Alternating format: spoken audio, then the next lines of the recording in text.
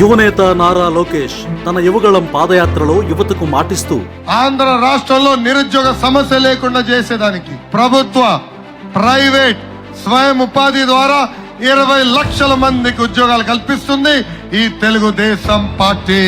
ఇన్ని ఉద్యోగాలు ఇవ్వాలంటే ఎన్ని పరిశ్రమలు రావాలి? అందుకే అధికారంలోకి వచ్చిన తక్షణమే పెట్టుబడులు ఉపాధి కల్పన సబ్ కమిటీ చైర్మన్ గా బాధ్యత తీసుకొని ముఖ్యమంత్రి చంద్రబాబు గారితో కలిసి పెట్టుబడుల వేటను మొదలుపెట్టారు. అదే సమయంలో ఆర్సెల్ఆర్ మిట్టల్, జపాన్కు చెందిన నిప్పాన్ స్టీల్ సంస్థలు సంయుక్తంగా ఇండియాలో పెట్టుబడులు పెట్టేందుకు ఆసక్తిగా ఉన్నాయి.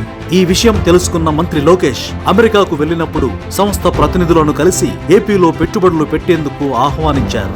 ఆ తర్వాత నవంబర్ మొదటి వారంలో Aditya and I agreed about Andhra Pradesh on one Zoom call. I knew Adit for a long time, so I reached out to him. He said, "Okay, let's do a Zoom call." He had 3 specific asks. 2 of them had to do with the government of Andhra Pradesh, 1 with government of India. So our call was at 6:30 in the evening, and I said, normally I meet the Honorable CM in the morning at about 9:30. I said, I'll talk to him. I'll give you an update. 10:30, I said, all 3 are done. ఆ ఒకే ఒక్క Zoom call తో AP పారిశ్రామిక ముఖ చిత్రాన్ని మార్చేసే డీల్ను పట్టేశారు. అనకాపల్లి జిల్లాలో 1,50,000 కోట్లతో integrated steel plant ఏర్పాటు చేసేలా ఒప్పించారు. దేశంలోనే అతిపెద్ద ఇంటిగ్రేటెడ్ స్టీల్ ప్లాంట్ కావడం వల్ల సుమారు 1,00,000 మందికి ప్రత్యక్షంగా పరోక్షంగా ఉపాధి లభిస్తుంది. పెట్టుబడులు పక్కా అని తెలిసాక ఏపీ ప్రభుత్వం తరపున అనుమతులన్నీ వేగంగా మంజూరయ్యాయి.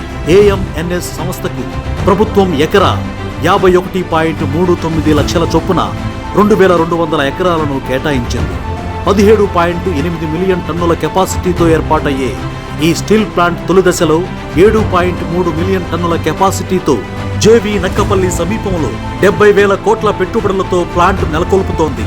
దీనివల్ల 30,000 మందికి పైగా ప్రత్యక్ష పరోక్షంగా ఉపాధి అవకాశాలు లభిస్తాయి. 2026 మార్చి 23న భూమి పూజ చేసుకుంటున్న ఈ ప్లాంట్ నిర్మాణాన్ని 2029 నాటికి పూర్తి చేయాలని లక్ష్యంగా పెట్టుకున్నారు. అనకాపల్లికి ఆర్సెల్ఆర్ మిట్టల్, నిప్పాన్ స్టీల్ రావడంతో మరిన్ని పరిశ్రమలు ఈ జిల్లాకు క్యూ కడుతున్నాయి.